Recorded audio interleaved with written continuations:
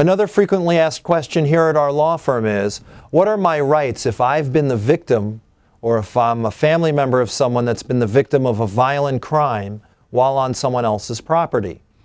Well, Florida law says that if you are on someone else's property, for example, at a shopping center, in a hotel parking lot, in some public place, and you are the victim of a violent crime, there is a duty on the property owner where your incident occurs to maintain their property in a safe condition just like anywhere else.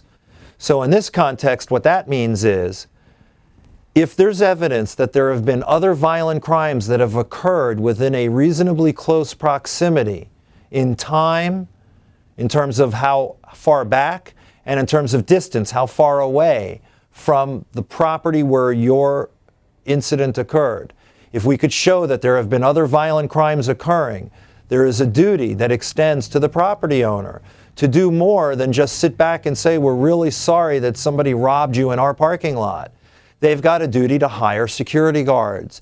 They've got a duty, for example, if you're the victim of a violent crime in a hotel room, they've got a duty to have the proper procedures in place so that a bad guy can't stand next to the receptionist at the front desk and overhear them telling you what room you're in so that they know where to go to rob you.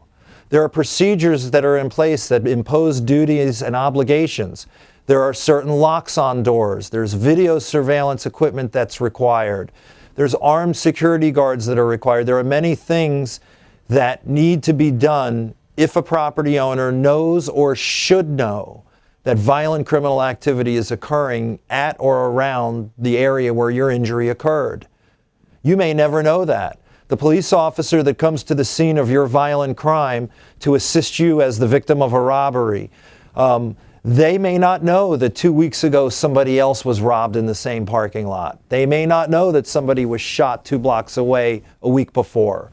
But you need to hire a lawyer if you are the victim of a violent crime for free. I will investigate it for you.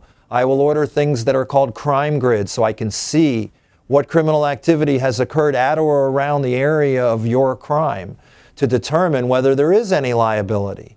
And of course, this is the same as any other personal injury case. It's on a contingency fee.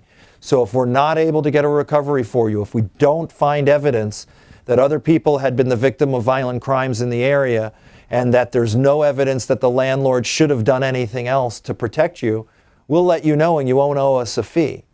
So while you're dealing with the state attorney's office and dealing with the rights that you have as a victim in the criminal case, you should also hire a civil lawyer to help you get a recovery.